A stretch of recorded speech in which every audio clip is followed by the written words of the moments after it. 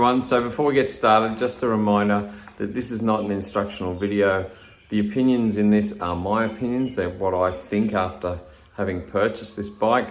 And the other thing is it comes with instructions, and it's your responsibility to make sure you read the instructions and follow them how you choose to follow them. So again, yeah, let's get into it. Hi everyone, welcome back to Borough Country. I'm Peter, and today we're actually going to do an unboxing of a Leitner Folding e-bike, and we're going to go through that, and I'm actually going to film the whole unboxing, and we're actually going to assemble it all so that you've actually got the assembly, and we'll have it all charged up. And through the magic of YouTube, once we get the battery out, we're going to put that on charge so that we're not waiting the 8 hours that you need to let it charge for according to the instructions, and then we'll be able to finish off it all in one shorter video.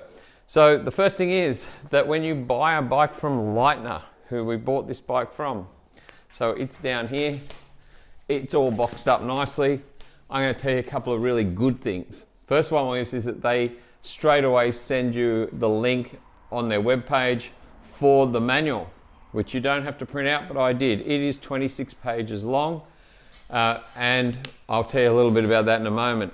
The other thing is that I ordered this on a Wednesday night, and I had this on a Friday, and I live in regional Victoria, so that's pretty fast. So I have to say, kudos to the guys. The courier they used, which I won't name, I've always had bad experiences with. They always take way too long to deliver anything, but in this particular case, it actually arrived really fast. So that's pretty amazing. So this is the bike. It weighs about 25 kilos with everything in it, with the box and all. And so it does take one or two people to actually move this to here where we put it. So a little bit about the instructions. So the instructions are funny a little bit, because the first thing is, I'm going to tell you, it is 26 pages long, but only 4 out of the 26 pages don't tell you that this bike is likely to kill you. So inside here on page 1, or the first inside page, it actually has an explanation of what the warnings are. So there's a definition, and if it says warning, oh no, it's actually on the first page, so sorry, it's on the front. So on the first page it says warning indicates the possibility of injury or death. Now that's on about 20 of the pages out of the 26, and multiple times throughout the page. And the second one is caution, which indicates the possibility of injury. So basically this manual says if you buy this bike from us, it's likely to kill you. So there you go. Now they'll tell you it's a warning. I have never seen a bike manual. Now admittedly this is a folding bike, so I get it. If you don't check the nuts and the bolts and you don't regularly check stuff, then you know where it folds, where those components that are moving when you fold it up then you're a bit crazy not to be checking them regularly, because if you don't, they're likely to come looser and you're likely to have something happen to you. So, and considering that it's the handlebars, the main riser for the handlebars folds in half, so you can fold into your car, the seat collapses down and the bike folds in half, then basically you need to make sure that all the nuts and bolts are all put together as they should be. So fair warning that is there, but on the other side of it, if you read this first, you probably wouldn't buy an e-bike. So, and I'm pretty certain that all e-bikes are the same. So, and on that note, I will tell you how we arrived at the Leitner bike. So, how we arrived at a Leitner brand was, firstly, let me tell you, these things are badge engineered. And what that means is that there's a factory in China that puts all these bikes out there. Companies go to that factory. They say, I want that frame in black, I want that sort of wheel on it, I want this sort of battery, I want this sort of engine size, that sort of information, and then they build their own design bike, but it's actually the same bike. Now, I did a lot of research before picking a bike, and what settled me on this was a couple of things. Firstly was, why pick the Leitner brand? Well, Leitner, from everything I've read, are pretty good with their service. and that's important. They're also located in Victoria, which for me is a boon because it means it's in our state, but also that, you know, it is drivable too if I had to. It's a long way from where I live, but you know, I could drive there and take it back or whatever. The second part is that it said it had a 2-year warranty on the webpage. Now, be aware of these warranties, especially with e-bikes, because on these bikes, the warranty can be quite a mixed match of things. So what we've got here in here, if you read the warranty in here, I would have bought this bike from another provider maybe, because it's pretty rubbish, to be honest. And in fact, I think under the consumer laws, their warranty is way, way, way too short. So what it says is 2 years. When you read the manual, it's 2 years on everything except everything. It's 2 years on the frame itself, but everything else, the seats, the wheels, the chains, the gears, the everything else, the electrics, the battery, 1 year warranty. And then a whole lot of exclusions for what they call wear and tear. So the warranty on the bike is actually 1 year, not 2 years, because we don't buy a bike frame, we buy an entire bike. And the other thing is that this is supposed to have a Samsung battery in it. Now the Samsung battery, from everything that I've noted from looking at e-bikes online, is that they should last 5 to 8 years. So having a 1 year warranty on the most expensive component of the bike is rubbish. It is absolute rubbish. The reasonable expectation of this battery, and under consumer law, that's how they look at it, is what's a reasonable expectation. I should expect to get 5 years of use at least out of this battery. Now it does depend on how many times I cycle it from charge to full and charge to full, but realistically, I should be able to count on this battery for 5 years. Now, in all circumstances, when you look at people doing reviews on bikes, yes, they do last about that long. So that's my rant about the manual. Now, the other thing about the manual, what I will say, what is good about it, it's pretty detailed.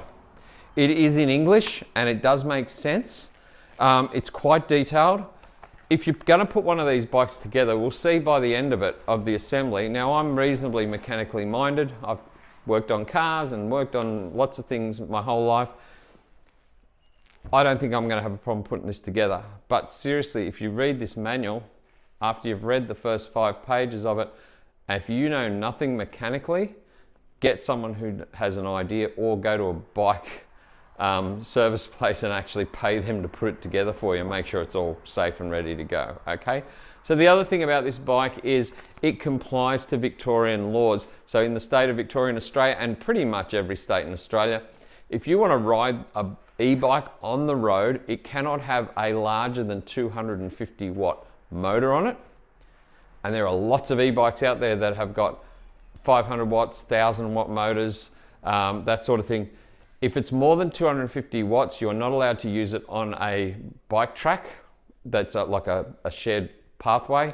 You're not allowed to use it on the road if it's more than 250 watts. And so anything that's a public thoroughfare or public access track, you can't use it on. You can use it on private property. So if you're going mountain biking and you've got one that's got a really 500 watt motor or 1000 watt motor or something so that it can go up really steep hills, that's fine. But for use on roads, totally illegal. The other thing is that it can only go to 6 kilometers an hour without you pedaling, and then you have to be pedaling, and it allows it to go up to 25 kilometers an hour with motor assist, up to 25 kilometers an hour, and that complies with the road rules here.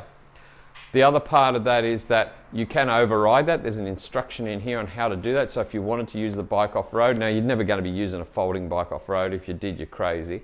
Because you're just going to damage the bike. You're going to break it. Let's face it, it's not designed for that. It's not a mountain bike. This is just a commuter bike. But you can turn off that on the Leitner one. There is an instruction in this manual on how to do it. Again, it has warnings and things in there to tell you that that's not a great idea unless you're going off-road, and also that it no longer complies with the road rules here in Australia. So that's just a little bit about the bike. The other part is, why did we pick a Leitner bike? So first one is that out of all the bikes that I looked at, This was the most reasonably priced, and considering that they are the same bike, fundamentally, then this one was the same price. Now, I did see some that have 3-year warranties, 2 years on the electrics, 3 years on the frame, which sounds to me far more reasonable than the one that's on this bike. But also, you could be paying as much as $500 more for pretty much the same bike. So I guess you weigh it up. Do you get a longer warranty or do you get a shorter warranty? I don't know. That, when I bought it, that was not what actually skewed me. I actually thought I was buying a bike with a 2-year warranty. It wasn't until I read the fine print that it's not. So just fair warning, that's the difference. So the reason why we got a folding bike was that Borough Country, we're doing some more videos on regional Victoria, and for us, I wanted to be able to put a bike in the back of the ute or into the caravan or wherever and be able to fold it up and just put it in there. I don't want a bike rack on the back of the ute because it's in the way and it's just not practical. So I got a folding bike.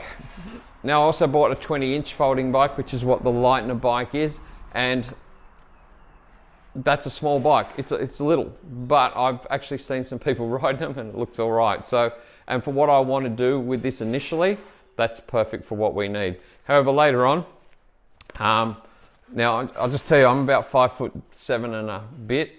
So that's how tall I am. So when you see me on the bike, that's just so you've got a reference as to how high the seats go and that sort of thing. So let's get into it. And we're going to use that bike for doing some more Borough Country adventures in the future. And so we're going to get into the unboxing now. So first thing is, it did arrive. The box, other than one little tear down the bottom, the box looks pretty intact. So this is where we're going to start. So we're starting down here. The other thing in the instructions, it says don't damage the box because you might have to send the bike back. Good advice, I suppose, if you have to repack the bike. I don't know. As soon as I read that, I went, yeah, that's a sort of a negative, maybe even a double negative. Unpack the box, but don't unpack it too harshly. So I'm not going to tear the box open, which I'd love to do to show you. What I'm going to do is actually take components out as I go. Some of these are jammed in pretty tight, so let's go. So this is the first one. This is the seat. So we're going to just check the seat here. Now that camera has lost its way with me. There we go, we get it back to tracking me.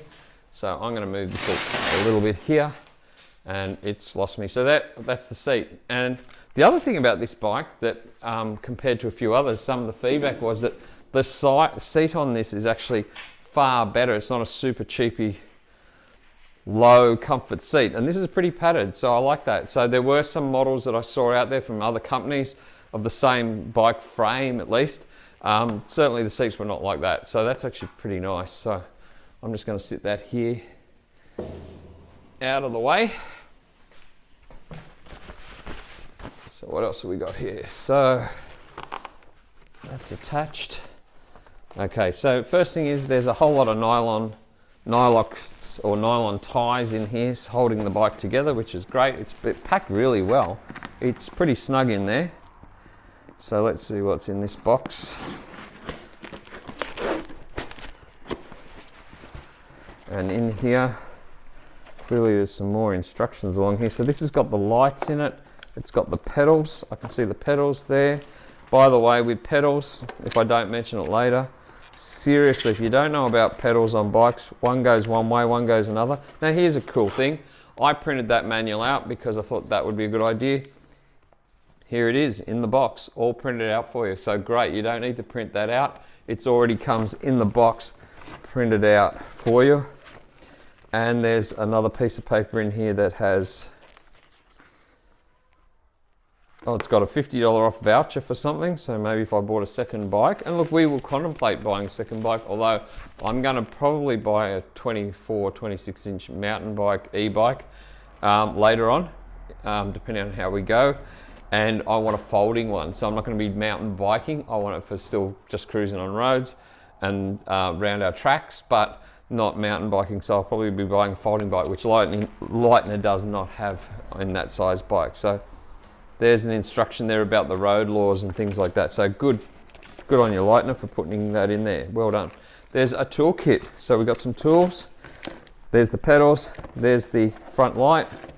So the other thing about this bike, a little bit different to some of the other ones too, which is also good value for this, is it comes with a rack at the back. It comes with lights. It comes with mud guards. Why bikes don't come with mud guards, I don't know, but this one does. So it does come with that. That's the power pack in there. There's an extra fuse just sitting in this box here. Apparently that fuse goes on the battery somewhere. And so when we get to the battery, we'll have a separate look at the battery. But so that's what's in the little box here. So I'm just going to pop that down over here. And I'm going to head back over here and actually, there it is. I've got it out.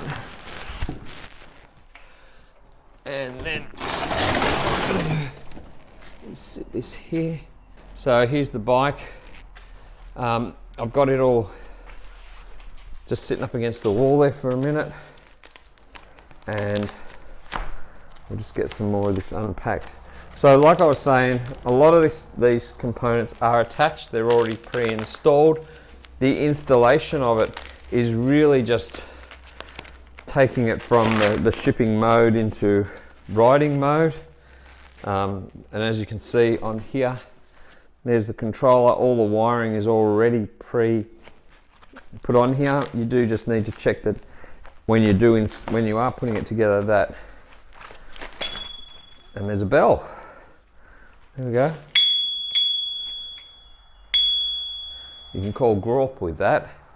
So, and there's the throttle controller and everything. So that's actually, wow, pretty solid looking thing to me. So that's actually pretty good. So, I'm just going to carefully sit that back down here. Leitner's website, I'll give them some really good credit on this. Their website doesn't just say out of stock, in stock, out of stock. It actually tells you what color and what battery size is available at the moment, and about when they're going to be available if they're out of stock. And that's actually pretty good. So I actually thought that was, now if you're wondering why I'm doing that, that's just telling my gimbal that it should be following me. So, so that's a really good thing, is that they actually tell you what they have available or should have available and what they don't. So front wheel has disc brakes on the front. That's the axle, the locking axle to go through that locks it onto the bike. So that'll be installed in there and put the front wheel on. So it's all sitting there ready to go. It's actually even pumped up, or it's got some air pressure in it. You obviously check it before you went riding, but yeah, little disc brakes for the front. This bike does not have disc brakes on the rear, which a lot of e-bikes do have, but these ones don't have them. By the way, if you're really into all this stuff, you'll know the difference here. This has a hub motor, which most folding bikes do, and that means the drive is actually from, the engine drive is actually from inside the back wheel in the hub. On bigger bikes or ones that you require more energy, more power from, they actually put them under where the crankshaft is at the front. So where you're pedaling, the motor would actually sit there. So on folding bikes, they tend to be in the hub. Hub motors don't give you as much oomph, so I'm told, and that's just the nature of it. So just for turning it on. Now they have a key lock so that someone can't just come along and steal your battery, which is great. And all e-bikes now have that sort of thing. But to remove the battery, position 2. So that means if you're going backwards, so you push the key in, and that's as far back as that goes. So I'm not really sure whether that means it's in or not. So it locks it in that position. So anti-clockwise all the way back. And I'm just going to see if we can get that battery out. Now it says that the battery might be pretty tight when there it goes, when you first do it. And there it is. It basically just puts a rod through the frame here, So a little rod pops out when you turn the key, and it locks the battery to the frame here. So that's pretty easy. So just to show you, key like that, there's a little rod that pops out there, and it just locks it into the frame. So that's ready then that we can put on charge. There are a lot of warnings, quite reasonable ones actually, about the lithium batteries. So this says that this on their website says this is a Samsung lithium battery, so it should be very good quality. However, just the warning that all batteries, lithium, you know, you could end up, as you've seen a few Teslas and a few other things around the world, catching fire. These would usually be a sort of a different chemistry. However, having said that,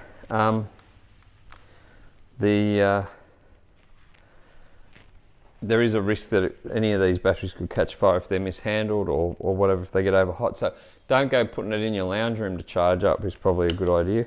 Now to charge it up, there's a little door on the side. Now you can do this on the bike, but we're doing this for the sake of this. You just turn this little lever around and there's the attachment there. So I'm going to put that on charge over here, so that it gets left on charge for quite some time.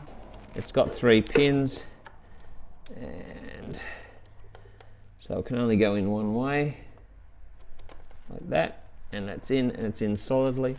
And then I'm going to turn this on. Now that's real stiff, which is great.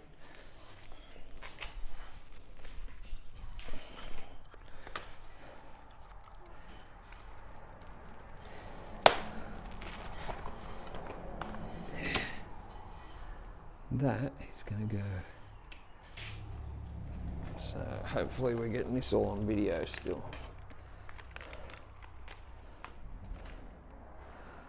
So that is like that,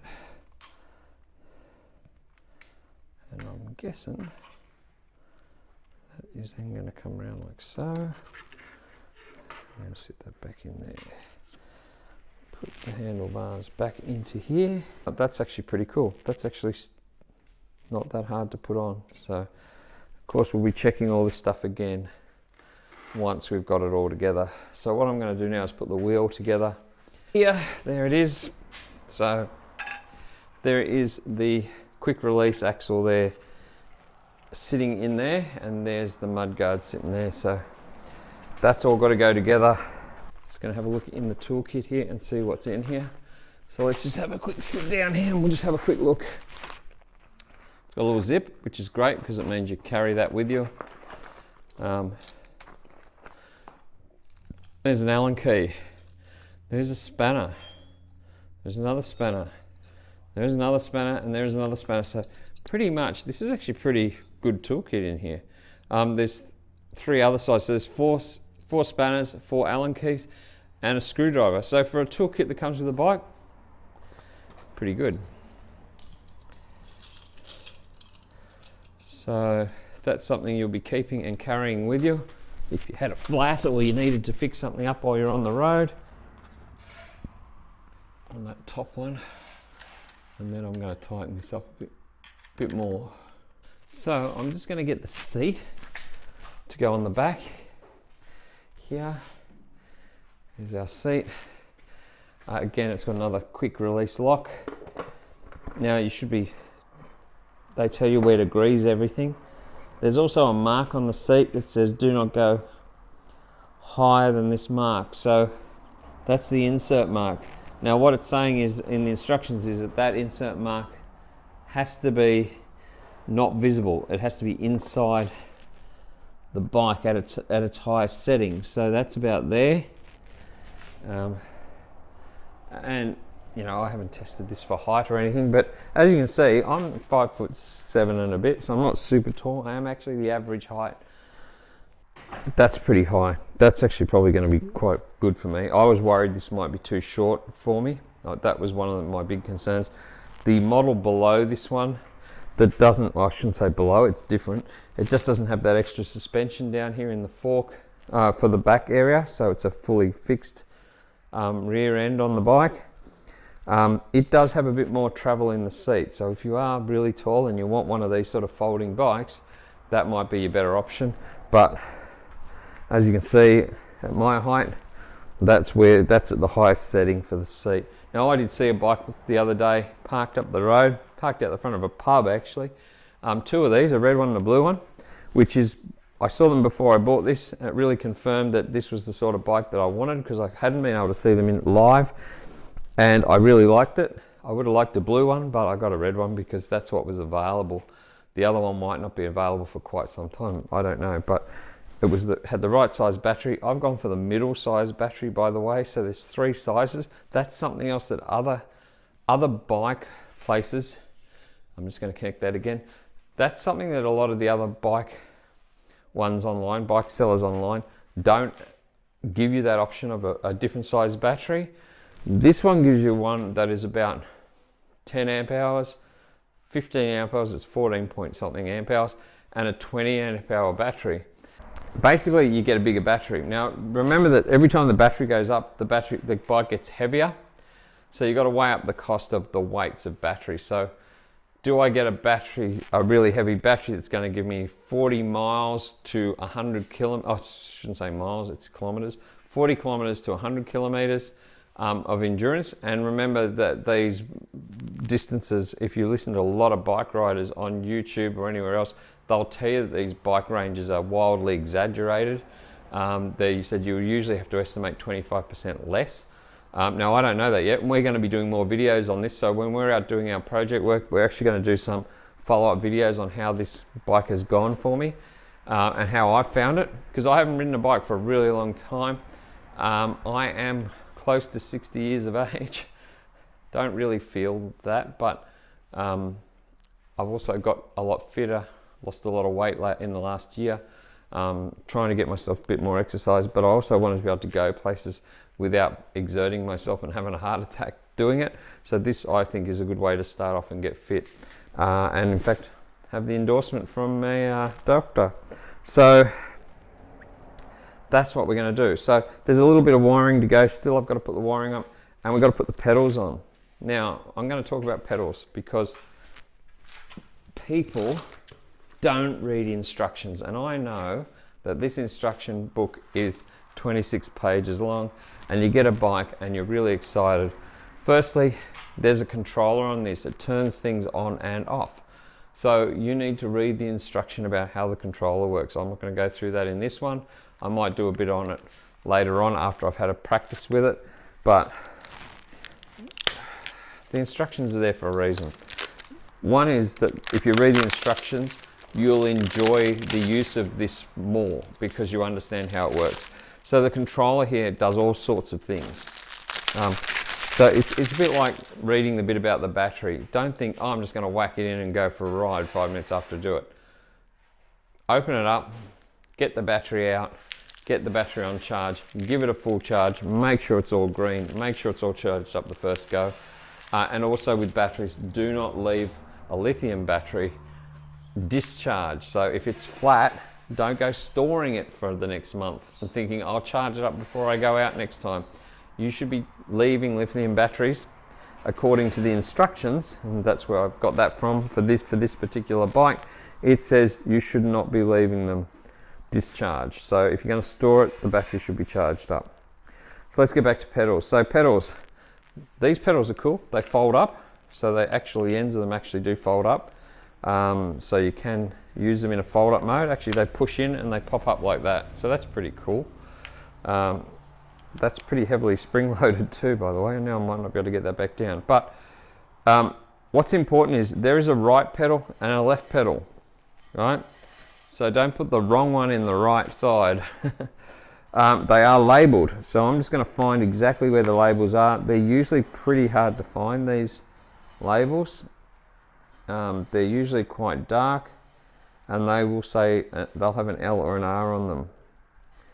So I can't even tell if that's an L or not, but this one has an R on it. The other one has an R on it. So this is supposed to be the left one. This one is the right one. Now, the other way to tell is that the left pedal is going to turn to tighten it up. It's going to go anti-clockwise. So the same as if you were loosening a normal nut. So normally the nuts go tighter if you turn them to the right. They get looser if you turn them to the left. So anti-clockwise is loosening. On bike pedals, they're opposites. So this one's going to tighten up clockwise. This one is going to tighten up anti-clockwise. And how you check that is, other than checking for the rights and lefts, which I'm pretty certain that says an R on it. This is the left pedal over here. So what we're going to do is we're going to put that in there and we're going to gently turn that in until I know that it's actually threading in and it's screwing up and everything's straight and there's no force on it to do it. And that's what you need to know. With the pedals, you need to make sure there's no force when you're turning that. Now remember, that still has to be tightened properly. So you still have to get a spanner on that and tighten it up.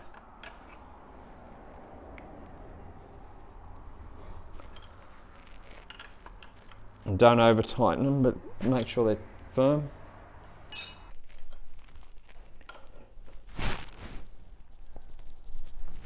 Okay. Now that pedal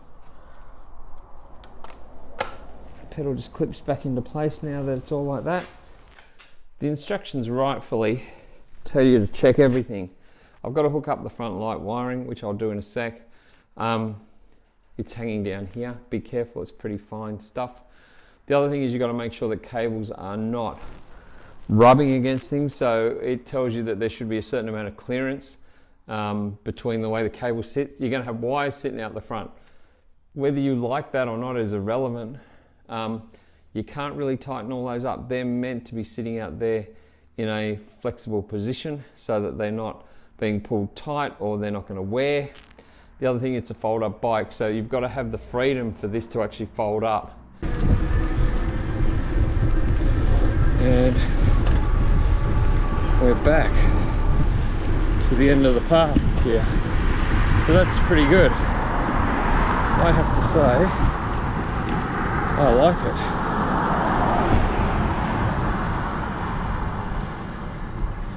Oh, there's a new fence here. Okay, that's new. So I'm just going to tighten this camera up while I'm stopped because it keeps drifted off to the one direction.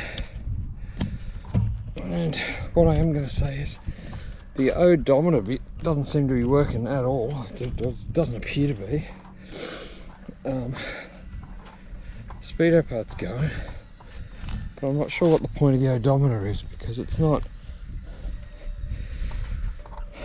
It said 0.001 of a kilometre and it's still saying 0.001 of a kilometre. So, and I know that we've probably done at least one, unless that's actually 1 kilometre, I don't know. Out on a bike again. This is just, I'm going to almost say it's wonderful because I didn't think I'd be able to do this again at the moment. So now it's hard to see anything in front of us. You know, there's a road here, but there's nothing coming. Nope. So up we go again, and there's a pretty big hill coming up here. So this is actually pretty steep. You might not be able to tell that on the video, but I've got to tell you, this is a big rise. And I'm actually turning down the assist in order to not go too fast. We're doing about 20 kilometers an hour at the moment. Trying not to hit the camera on the tree. And I'm going to turn this assist right up again because we are about to go up a really steep bit of hill. And I am barely contributing to this, but I'm still exercising, so this is great. Now I am contributing now, and I'm in 4th gear, and I can manage that. You know, I can feel it pumping on my legs, and then I come over this hill and I've got brakes on. So, and this is a bit of a treacherous bit here because it's hard to see if anyone's coming cars wise. So let's just check, yep, and we're through. So I'm pretty happy with that. Well, it says 2, so I must have done 2 kilometres, so that must be working okay. So that is mighty fine, really. And as I say, you just got to get used to that, the power kicking off on it. So